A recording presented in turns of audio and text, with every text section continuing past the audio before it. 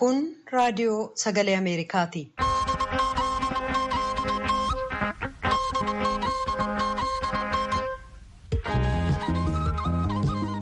Raadiyoon sagalee Ameerikaa wixataa qabee hanga jimaataatti galgala keessaa sa'a 2:00 jalqabee hanga sa'a 3tti meetir baandii 22, 25 fi 31 irratti Waashingtan DC irraa kan dabarsu sagantaa afaan Oromoo amma jalqaba.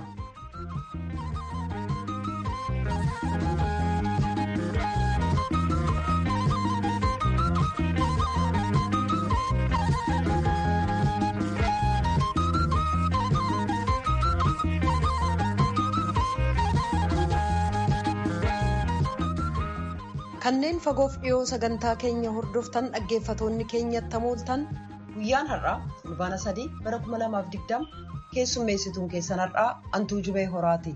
Dhaggeeffatoota keenya sagantaan keenya kareessaa sababa rakkoo teeknikaan waan hin darbin hafeef nuuf galchaa jecha qophii keenya har'aa itti fufna. Oolmaa mana murtii kaleessaa ka Jawaar Mahaammadiif kanneen biroo ilaalchisee gabaasa biyyarraa nu dhaqqabe qabna. Lammiiwwan Sudaan kuma hedduutti lakkaa'aman jaarraa tokko keessatti balaa lolaa hamaan isaan dhaqqabuun gabaasameera. Lamaanuu gabaasaalee oduu keessaati. Lagi Awaashiif haroon basaqaa bishaaniin guutamee balaa lolaa dhaqqabsiiseen namoonni qe'ee ofiirraa godaanan oduudhaa booda gabaasa qabna. Gaazexeessaan Oromiyaa Miidiyaa Neetwoork OMN guyyoo waariyoo hidhaadhaa gadhiisamuu ilaalchisee gabaasa qindaa'e gara boodaa dhiyeessina. Hanga xumura sagantaa keenyaatti nu waliin turaan afeerraa keenya dhaggeeffatoota keenya.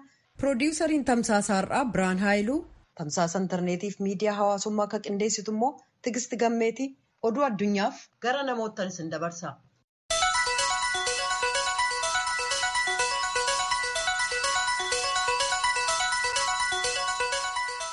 Akka mooltan dhaggeeffatoota keenya oduun har'aaf qabnu kunoo. Godinaalee Oromiyaa Shawaa Bahaa Arsii keessatti lolaa bishaanii laga Awaash guutuurraa uumameen namoonni gara 20,000tti dhiyaatan manaaf qe'ee isaaniirraa buqqa'uu isaanii Koomishinni Qajeelcha To'annaa Yaaddoo Balaa kan naannichaa beeksisee jira. Agammaatti lubbuu namaaf horiirra miidhaan ga'ee akka hin jirre kan dubbate koomishinichi godinaalee lamaan keessa kanneen jiran aanaalee 9 keessatti namoota balaa kanaan buqqa'aniif mootummaan gargaarsa yeroo balaa akka kennaa jiru ta'uu ibsee jira jechuudhaan Muktaar Jamaal Adaamaarraa gabaasee jira. Waa'ee balaa kanaa oduudhaa boodatti deebina. Bulchiinsi naannoo Dirra Dhawaa baala sammuu darreessu ka kanaabis jedhamu naannoo sanatti biqilchuu fi gurguruun akka rakkoo uumaa jiru dubbataa jira.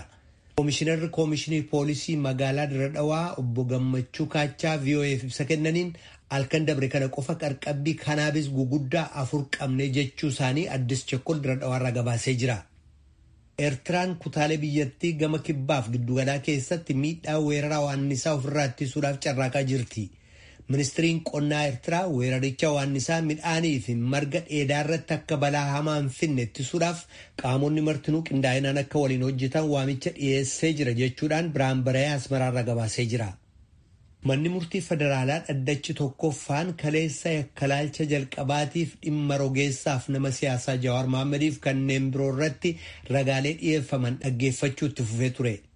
Jawaar Mahaammadiif himatamtoonni dhiyaatan kanneen biroon ajjeefamuu artistii beekamaa Haacaaluu Hundeessaa hordofee yeroo jeeqamsi ka'ee turetti hidhaman jedha Mallaskaachuu ammaa Finfinneerraa jaalanneetu dhiyeessa. Abbaan alangaa mana murtii federaalaa ka sadarkaa duraa dhaddachi qorannaa duraa Jawaar Mahaammad faarratti ragabaatota dhiyeesse dhaggeeffachuu itti fufee jira. Hanga kaleessaatti jecha ragabaatota 9 galmeessuun ammaan booda namoota ragaa ta'an 2 qofa ka dhiyeessu ta'uu mana murtiif ibsee jira. Duraan garuu nama 15 akka dhiyeessu abbaan alangaa dubbatee ture. Abukaatoon shakkamtootaa eenyummaa ragabaatota kanaa dhimma kamirratti eenyu irratti akka ragaa ba'an kan gaafate ta'us nageenya isaaniif jecha eenyummaan isaanii kan hin ibsamne ta'uu abbaan alangaa ibsee jira. Dhaddacha kanarratti iyyata ka dhiyeeffatan obbo Baqqalee Garbaa isaanis ta'ee shakkamtoonni biraa namootaa fi miidiyaa irraa adda baafamuu konkolaataan dhuunfaa kan isaanii akka qabametti akka jiru akkasumas herregi baankii maqaa isaanii fi kan haadha manaa isaaniin banamee ture ugguramuurraa kan ka'e rakkoo guddaaf waan saaxilamneef manni murtii furmaata akka nuu kennu gaafannaa jedhan.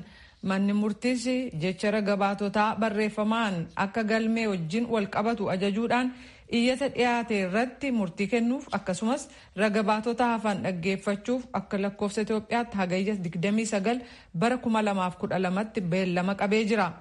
Oduu wal qabatu ka biraan abbaan alangaa mana murtii federaalaa ajjeefamuu weellisaa Hacaaluu Hundeessaa booda jeeqamaaf walitti bu'iinsa uumame walii wal qabatee hoogganaaf KFO keessaa tokko ka ta'an obbo Dajanee Xaafaa irratti himannaa dhiyeessee jira.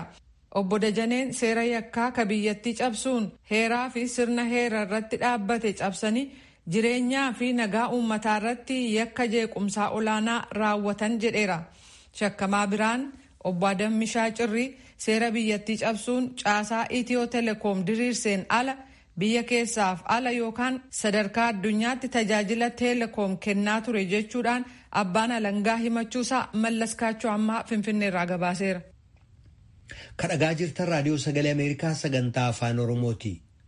Tokkummaan mootummootaa lolaa bishaanii Sudaaniin mudate ka jaarraa tokko keessatti saamaa gita hin qabne jedhameen namoonni 100,000 lakkaa'aman miidhamuu isaanii beeksisee akka gargaarsa hatattamaa isaan barbaachisus hubachiisee jira.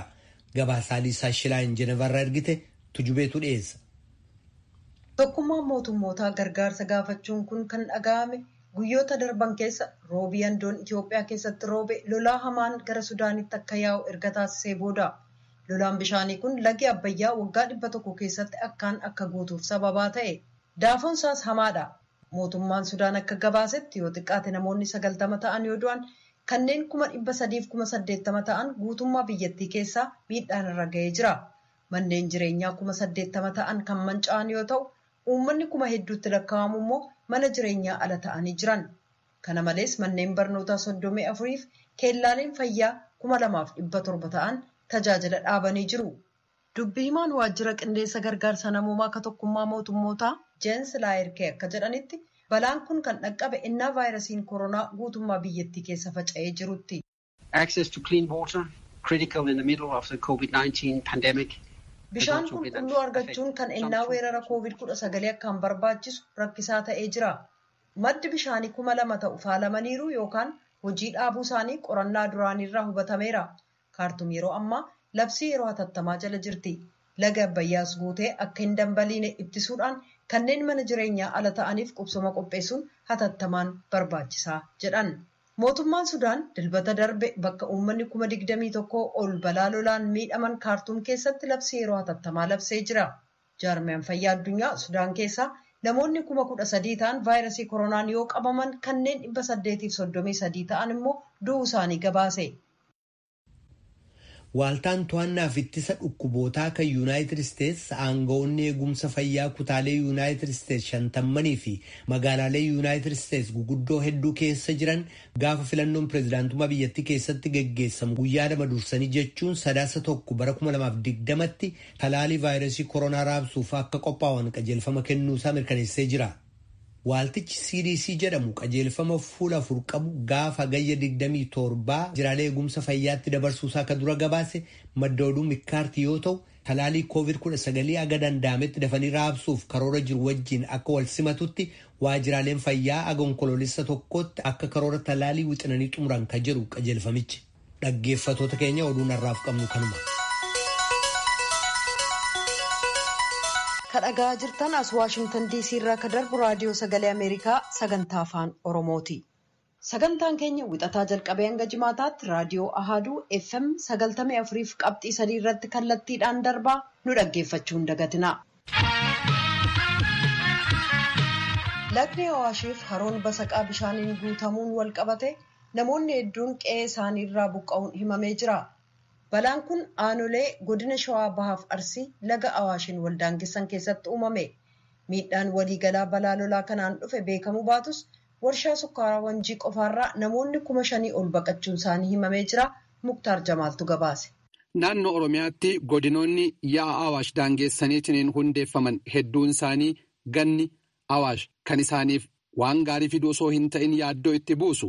Akkuma kanaan dura Koomishiniin hoggansa sodaa balaa Oromiyaa ibsaatiin turetti miidhaan caalmattiyyuu amma godina Shawaa Bahaatii fi Arsii keessatti dhibba kana dhaqqabaatiin jiraachuu dubbatama. Godina Shawaa Bahaa naannoo Adaamaatii fi naannoo Wanjiititti guyyaa dheengaddaarraa eegaleetiin Awaash galaana isaa qabateetiin hawaasatti kan cabsee seeni ta'uu dubbatan jiraattonni naannichaa. Guyyaa kaleessa galgalaarraa eegalee gandoota aanaa Bosatii fi kan aanaa Fantaallee magaalota Matahaaraafaa heddumminaan cabsuu dubbatu namni VOA'n achirraa gaafate. Miidhaa ka'amma roowwan qarqara jiran faayidaan isaanii beekta. Akkasuma magaalaan immoo manneen qarqara laggeenii jiran akkuma jiru hanga meeshaan manaa guutumaan guutti fudhatamuu jira. Ammallee haalli jiru addeessaadha. Meeshaa keessa baasaa jechaa jiranii immoo ni dhufaniitiin haala yaddoo keessa jira beekta uummanni. Garamitti qubachuu deema namni garam ka'a jechaadha yoo meeshaa baasu.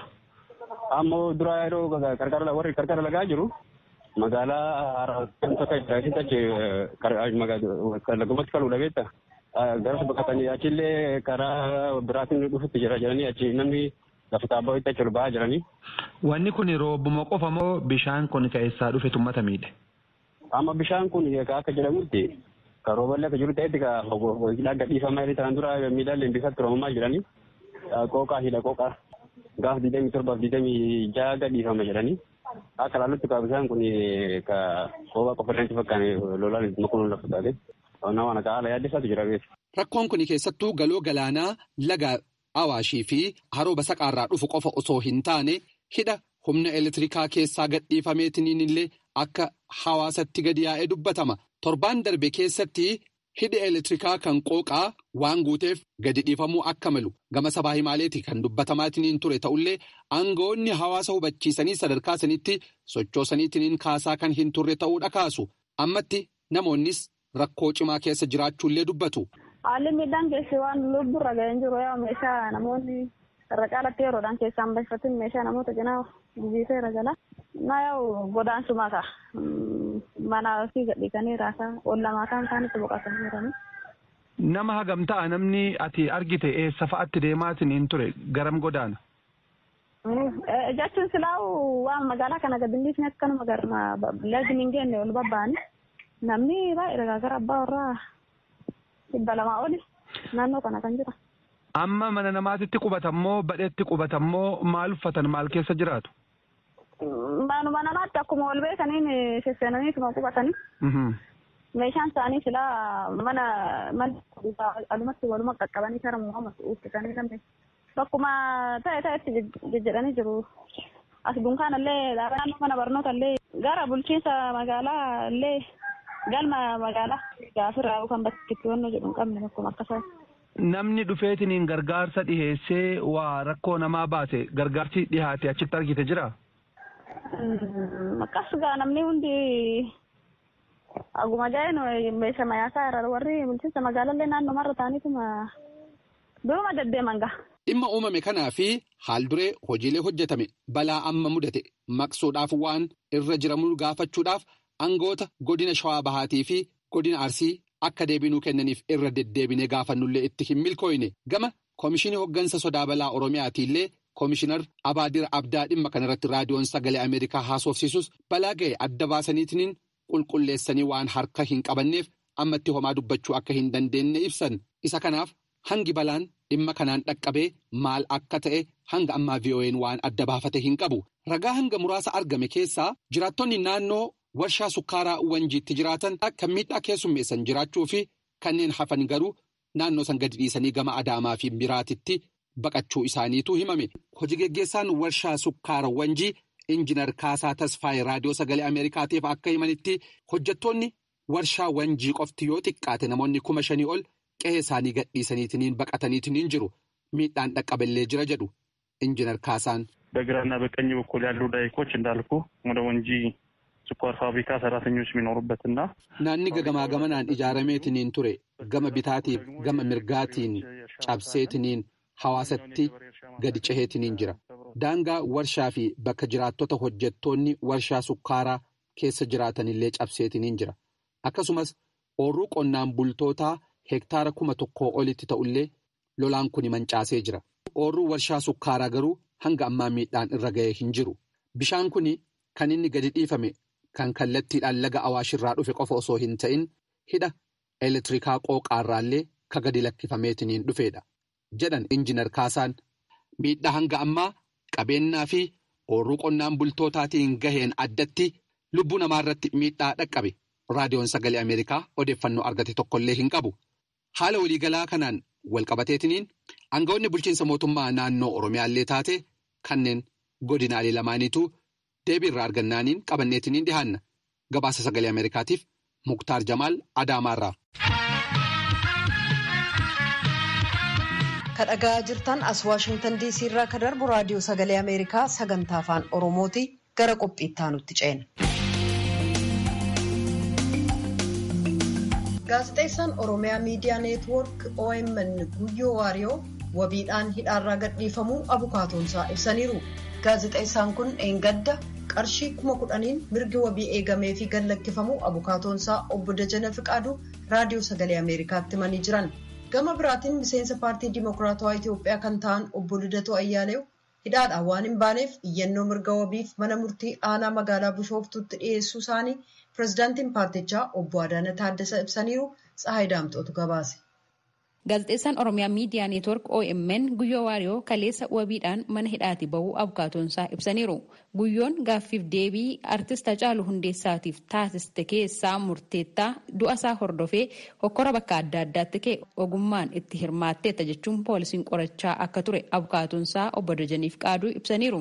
Obbo Dajaniin falmii mana murtiitti roga hundaan tures akkanaan ibsani.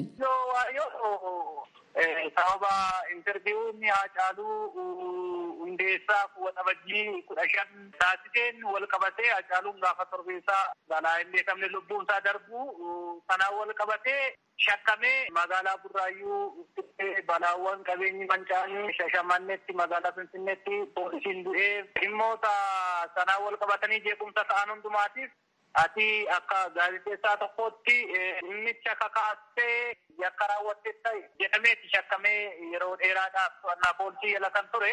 Yeroo adda addaatti mana murtiitti dhiyaachaa turre. Mana murtii irratti poolisiin qorannaa hin xumurre jedhee yeroo qorannoo dabalataa gaafachaa ture. Akkuma kanallee guyyoonni namoota gocha kanaan shakkaman kan biroo isa fakkaatan irratti illee akka ragaa ta'ee dhiyaatu gadhiifamuufillee sossobbaan akka irra turellee inni yaada isaanuu ibsee jira.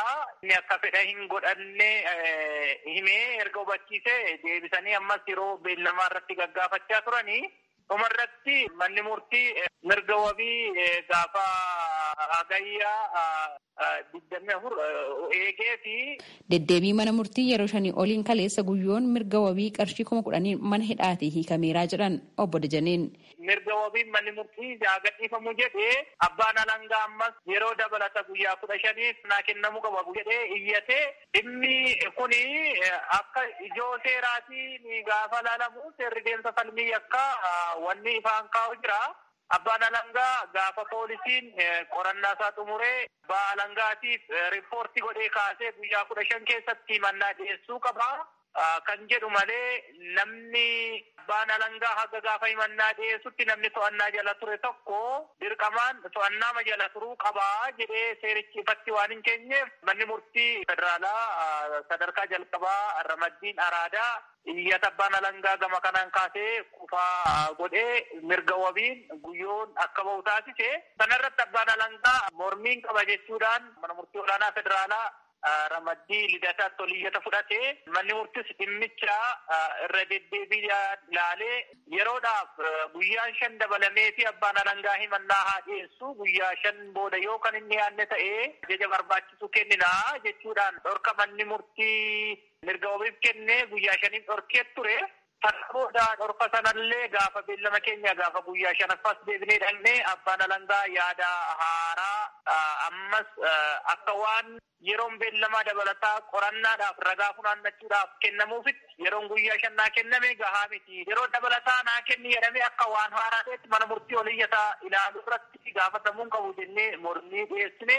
Manni murtis kan oduu fudhachuudhaan guyyoonni mirga wabiidhaan akka bahu ajajee guyyoon kaleessa guyyaa kaleessaa sa'aatii 11 irratti to'annaa poolisii jalaa bahee maatii irratti makamee jira jechuudha. Gama biraatiin ammoo miseensi hoggansa paartii Dimookiraatawaa Itoophiyaanotaa obbo Lidatoo Ayyaaloo iyyannoo mirga wabii mana murtiitti dhiyeeffatanii akka hiikamaniif manni murtii aanaa magaalaa Bishooftuu ajaja dabarsuus hanga ammaatti mana hidhaatii hin lakkifamne jechuun paartichi ibseera.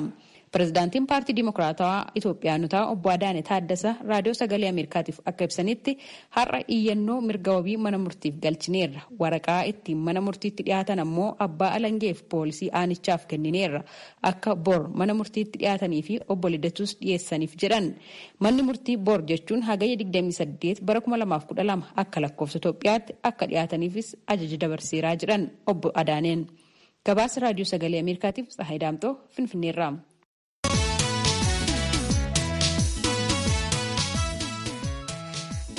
Yuunivarsiitiin Wallaggaa yeroo jalqabaaf afaan Oromootiin barattoota 4 digirii sadaffaan eebbisiise. Yuunivarsiitii Wallaggaatti barsiiftuuf gorsituun muummee barnoota afaan Oromoof ogbarruu Dr. Halimaa Jibriil akka biyya keenyaatti miti akkuma addunyaatti afaan Oromoon baratanii qoratanii fi faccisanii dooktarummaan eebbifamuun kun isa jalqabaati jedhan. Barattoota afaan Oromoon digirii sadaffaan eebbifaman keessaa Dr. Margaa Gammadaa afaan Oromoo duraan raadiyoo cabsa jedhamaa ture. Amma digirii sadaffaan barsiifamuunsaa gammachuu ilmaan Oromoo hundaati jedhaniiru Naakoor Malkaatu gabaase. Seenaa barnootaa afaan Oromoo keessatti qorattootni 4 ofumaanuu seenaa dalaguu isaaniitti himama.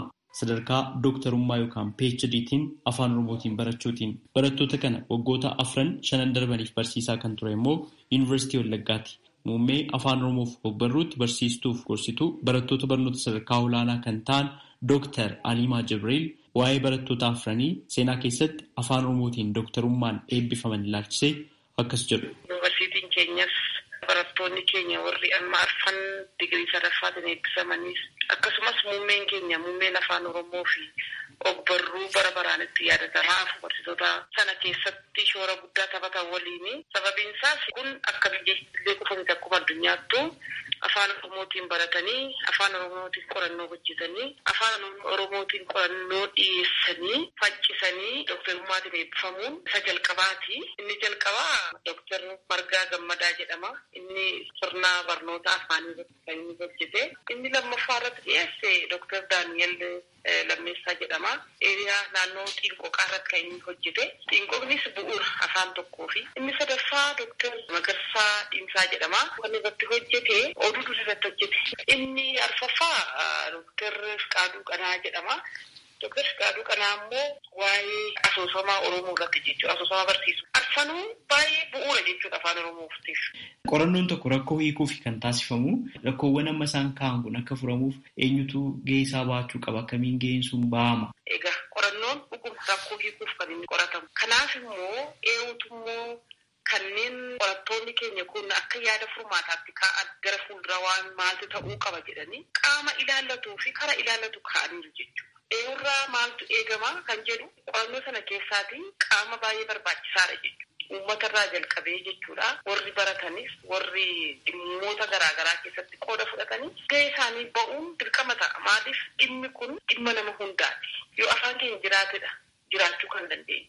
Yoo afaan keenya jiraatedha Oromummaan keenya sabboonummaan keenya nu keessatti guddatee ani Oromoodha jennee afaan hundee dubbachuu kan dandeenyu. Kanaaf achirratti hundi keenya gahee mataa keenyaa ba'uu qabaan jedha. Ammoo barattoota dabalataa PhD'dhaan afaan Oromoodhaan barataa jiran qabdu waan dooktarootni 4 kunneen hojjetan hangam galtee ta'aaf? Amma nuti barattoota naannoo 24 fakkaata kan qabnu PhD'dhaan kan barataa jiran. Warri amma eebbifaman warra waggaa 5 kana dura barnoota jalqabanidha. Kanaaf baranallee akkasuma fudhachuutti fufna jechuudha. Amma akka biyyaatti ministeerri barnootaa gara keenyatti ergaa jira jechuudha. Yuunivarsiitii garaagaraa irraa. Yuunivarsiitii Mattuuraa nu bira jiru, Yuunivarsiitii Ambooraa nu bira jiru, Yuunivarsiitii Madda Walaabuuraa nu bira jiru, Harummayaa irraa maalirraa akkasuma yuunivarsiitii garaagaraa irraa dhufanii nu biratti PhD barataa jiru jechuudha. Warri muummee afaan Oromoo irra jiran. Kanaaf warra jalqabaa fi rakkoo guddaa ta'uu danda'a. Qorattoonni keenya warra arfan amma fixanii amma tokko warra itti aananii warra isaanitti aananii dhufanii fi karaa saaqaniiru jechuun ni danda'ama. Amma qorannoon isaanii kun maxxanfamee akka galteetti yookaan akka waan dubbifamuutti gochuudhaaf wanti yaadamee jira. Waan gaarii na yaadachi. Amma yuunivarsiitii keenya wanta adda taasisu tokko joornaalii kanaan dura afaan Ingiliziitiin kan maxxansu dura qofa qabna ture Star Joornaal kan jedhamu. Amma barana garuu torban muraasaa booda eegaluu danda'a. Xumurameera nus. deemsisaa istaandoornaalii keessatti afaan Oromoo maxxansiisuu akka dandeenyu ta'eeti jechuudha kan inni amma hojii nuuf eegaluuf jedhaa jiru. Kanaaf inni kunillee yuunivarsiitii keenya adda taasisa. Afaan Oromootiin karaa ittiin afaan Oromootiin warri barreessanillee maxxansiisuu danda'an. Kanaaf warri amma fixan kuni qorannoo isaanii iddoo adda addaatti maxxansiisuu danda'u jechuudha. Qorattoota afran yuunivarsiitiin Wallaggaa afaan Oromootiin digirii sadaffaa yookaan PhD yookaan dooktarummaatiin eebbisiise keessaa Dooktar Margaa Gammadaa isaan tokko miira itti dhaga'ame ibsuun jalqabu. Uummata Oromoo Oromiyaa keessa yookaan Itoophiyaa keessa jiranii fi biyya alaa jirtaniif afaan Oromoo reediyoo cabse yeroo jedhametti afaan Oromoo yookaan immoo qubee afaan Oromoo gaafa dhaga'u bataskaaniin hin deemu jedhamee gaafa odeeffametti wantoonni baay'ee afaan Oromoo akka tarkaanfachuu hin dandeenyetti yogguu haasa'etti kan hundumaa keessa tarkaanfatee dhufee har'as tarkaa digirii irra ga'uu isaatti baga gammaddanis niin jedha. Gammachuun koo gammachuu ilmaan Oromoo hundumaati. Itti dabaluudhaan imaammata afaanii ilaalchisee Itoophiyaa keessatti haga har'aatti bu'uura qabatee seeraanii hojiirra oolee hin jiru. Yaa ta'u malee afaan Oromoo afaan federaalaa akka ta'uuf hawwii fi fedhii ilmaan Oromooti. Afaan Oromoo akka hin guddanne afaan teekinooloojii, afaan saayinsii, afaan qorannoo akka hin taanetti waan ilaalamaa tureef har'a afaan qorannoof qo'annoo afaan saayinsii fi teekinooloojii ta'uudhaaf sadarkaa kanarra ga'uu isaatti kanneen biyya keessa jirtan afaan Oromoo afaan federaalaa akka ta'uuf bu'uura waan isiniif ta'uuf isinis baga gammaddan jechuun barbaada. Afaan Oromoo eenyummaa Oromooti. Afaan Oromoo dinagdee Oromooti. Afaan Oromoo jiruuf jireenya Oromooti. Afaan Oromoo Oromoodha ofiisaayyuu. Kanaaf miira gammachuu guddaa nutti dhageessa jechuun danda'a. Waraqaa qorannoo keessan kan xumuraatti ni eebbifamtan mee maal irratti hojjettanii? Ani barataa afaan Oromooti. Afaan Oromoo bara 1908 kaasee Itoophiyaa keessatti amma bara 1983tti barnoonni ammayyaa yogguu biyya kana keessatti lafa qabatetti afaan Oromoo afaan hojiis ta'e afaan barnootaa ta'ee hin turre akka faayidaa hin qabneef akka miidhaa biyya kanatti fidutti ilaalamuudhaan imaamman irratti baay'amee akka afaanichi badu taasifamaa ture. Yaa ta'u malee bara 1983 kaasee keessumattuu sadarkaa lammaffaarra tokkoffaatti kaasee sadarkaa lammaffaatti kitaabni barnootaa meeshaaleen deeggarsa barnootaa qophaa'ee baruu barsiisuun akka hojiirra ooluuf carraan argame.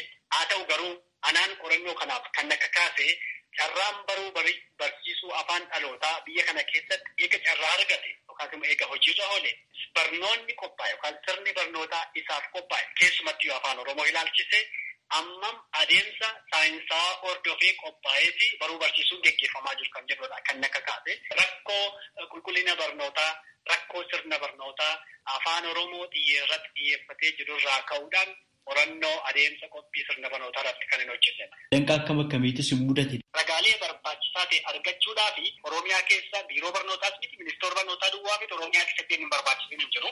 Kan biraan sirni barnootaa filoochaartiin afaan Oromoo bu'uurumaanuu qophaa'ee hin beeku. Afaan haaraa isa qophaa'ee sileebasii gara afaan Oromootti madaqfame. Afaan Oromoo bu'uureffatee qorannoo irratti hundaa'ee bu'uuraan qophaa'ee hin jiru. Sirna barnootaa kan afaan Amaaraa sanayyuu argachuudhaaf baay'ee dhamaatee guddaan godhe argachuu hin dandeenye. Kun adeemsa qorannoo koo keessatti danqaa baay'ee guddaa ture. Kun immoo maalidha? Inni guddaan ministeera barnootaa keessa afaan Oromoo kan hordofu, afaan Oromoo kan qopheessu, afaan Oromoo kan qoratu, afaan Oromoo kan xiyyeeffatee kan hojjetu muummeen afaan Oromoo ministeera barnootaa keessaa dhibu. Kun danqaa guddaa qorannoo koratti kan fide jechuudha. Furmaati isaa maali gabaabaatti?